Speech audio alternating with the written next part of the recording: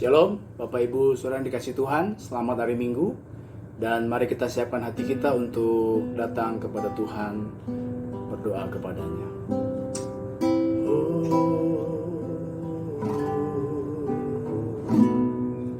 Sejauh timur dari barat, Engkau membuang dosaku. Tiada kau ingat lagi pelanggaranku. Jauh ke dalam, jauh ke dalam tubir laut, kau melemparkan dosaku. Tiada kau perhitungkan kesalahanku.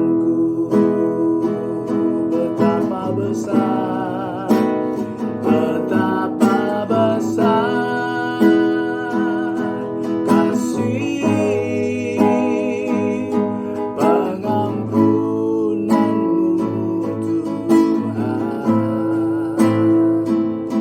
Tak kau pandang hina hati yang hancur.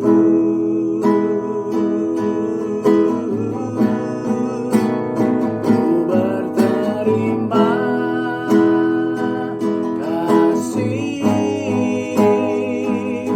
kepadamu, ya Tuhan. Pengampunan yang kau beri, pulihkanku. Betapa besar, betapa besar kasih pengampunanmu, Tuhan. Tak kau pandang hina hati yang hancur. Ku berterima kasih, ku berterima kasih kepadamu, ya Tuhan.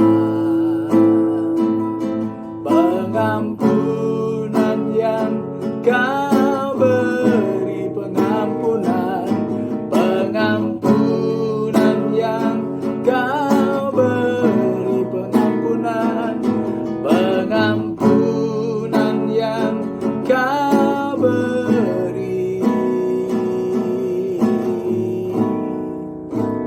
pulihkanku.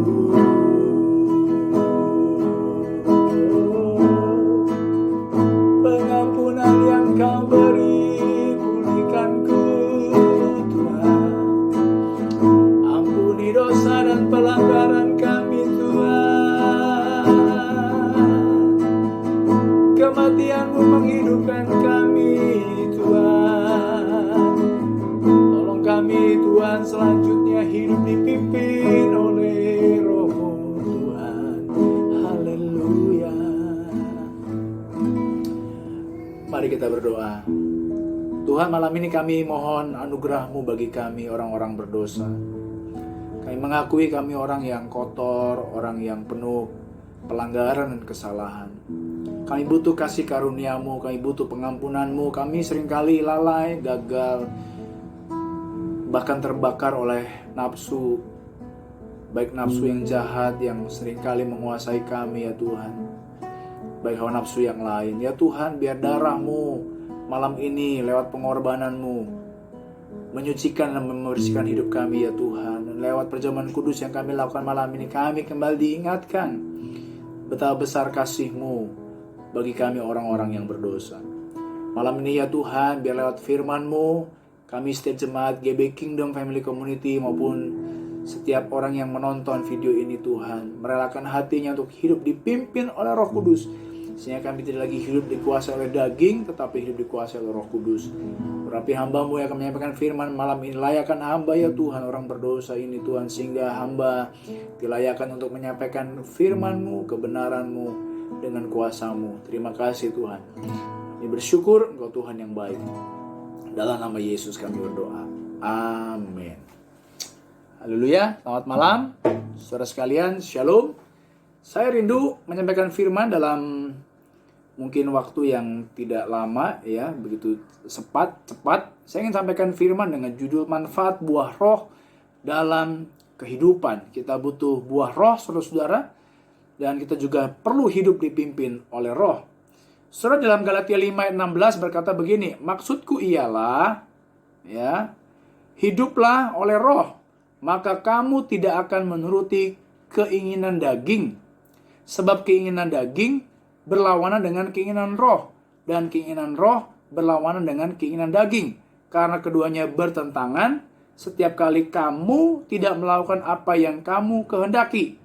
Akan tetapi, jikalau kamu memberi dirimu dipimpin oleh roh, maka kamu tidak hidup di bawah hukum Taurat. Selanjutnya sampai ayat 26, nanti Bapak Ibu bisa baca sendiri di rumah.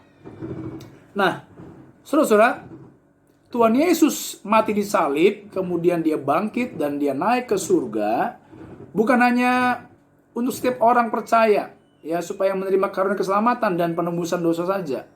Melainkan, saudara-saudara, Yesus itu membuka jalan agar Roh Kudus dapat menyertai setiap orang yang percaya. Karena itu setiap orang yang percaya, yang sudah diselamatkan oleh Tuhan, ya, perlu bergantung kepada Roh Kudus setiap hari, perlu pimpinan Roh Kudus.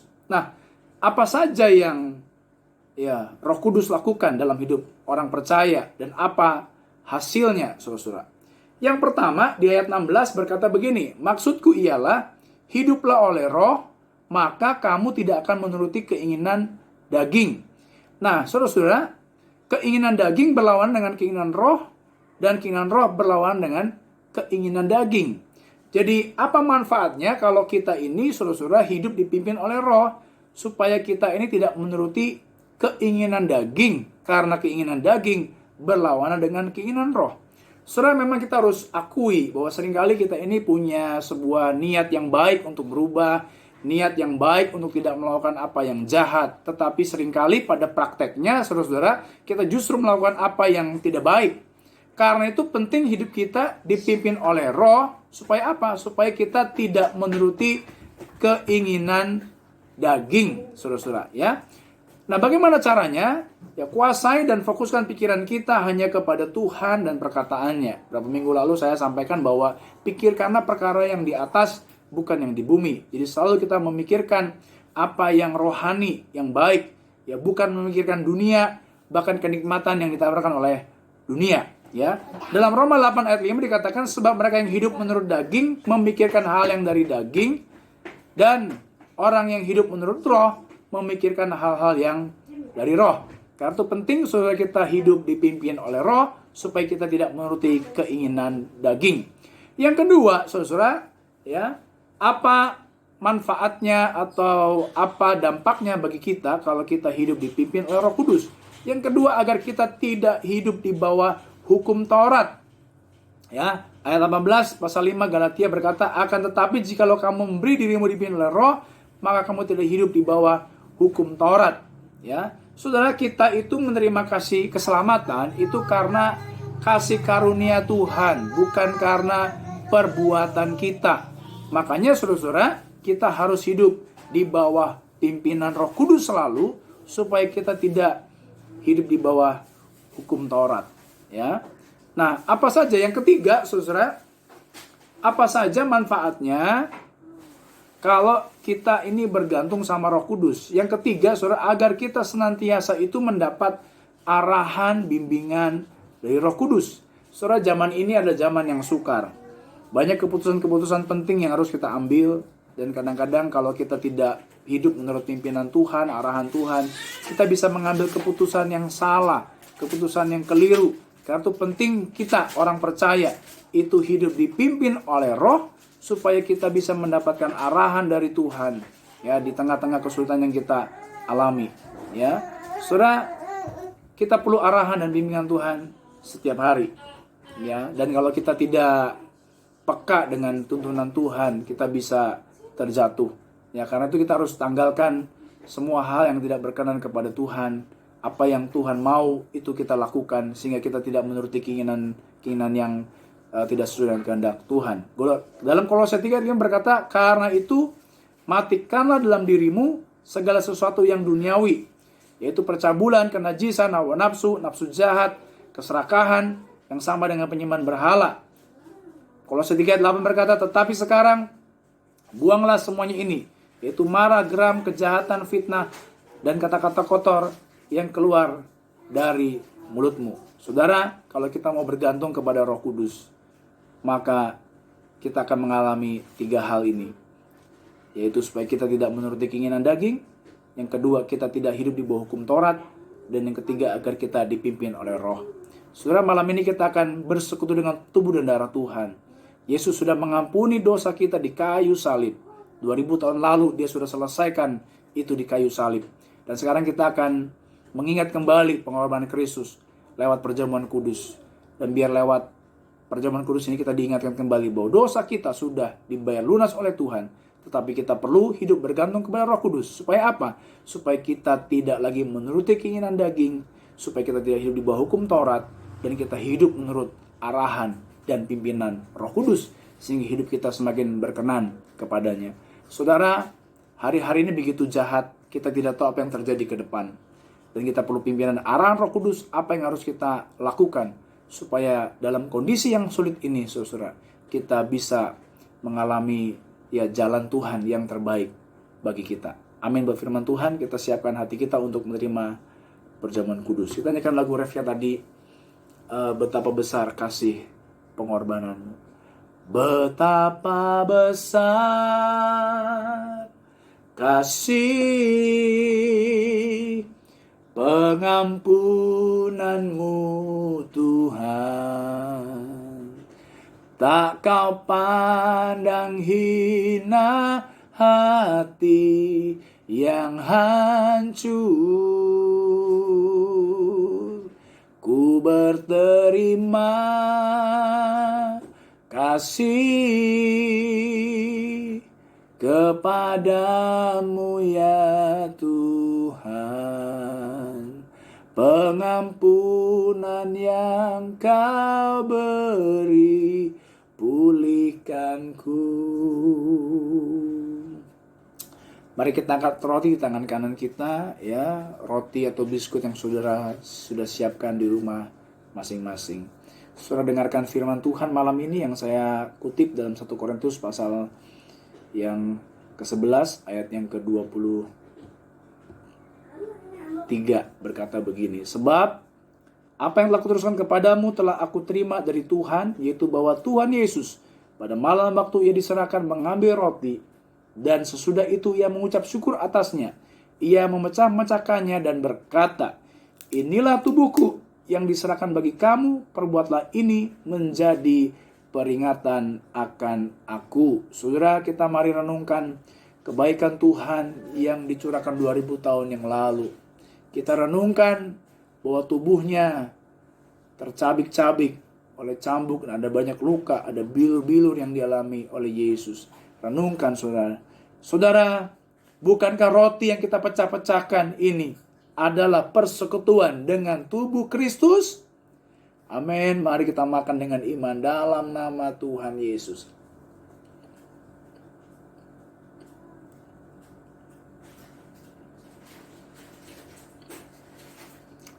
Kalau saudara angkat cawan di tangan kanan kita, saudara dengarkan firman Tuhan. Demikian juga ia mengambil cawan sesudah makan lalu berkata, cawan ini adalah perjanjian baru yang dimeteraikan oleh darahku. Perbuatlah ini setiap kali kamu meminumnya menjadi peringatan akan aku. Oh, saudara-saudara renungkan kasih Yesus yang luar biasa. Darahnya tercurah bagi kita. Darahnya cukup untuk membayar dosa kita yang banyak. Saudara, apakah saudara percaya bahwa darah Yesus itu berkuasa membayar lunas setiap segala pelanggaran dosa kita di masa lalu, hari ini, di masa yang akan datang? Bukankah cawan pengucapan syukur yang atasnya kita ucapan syukur adalah persekutuan dengan darah Kristus? Amin. Mari kita minum dengan iman dalam nama Yesus. Haleluya. Mari kita bersyukur kepada Tuhan. Bapa kami yang baik, malam ini kami bersyukur kepadamu. Engkau Tuhan yang luar biasa. Dosa kami yang banyak itu ya Tuhan, dosa masa lalu, dosa hari ini, bahkan yang akan datang, sudah dibayar lunas oleh Engkau di kayu salib. Seringkali kami ini Tuhan punya niat yang baik untuk berubah, punya keinginan yang baik, tapi seringkali yang kami lakukan itu adalah yang tidak baik. Tapi malam ini kami mendengar firman bahwa karunia keselamatan sudah Engkau berikan kepada kami Tuhan. Anugerah-Mu sudah Engkau berikan kepada kami lewat pengorbanan di kayu salib.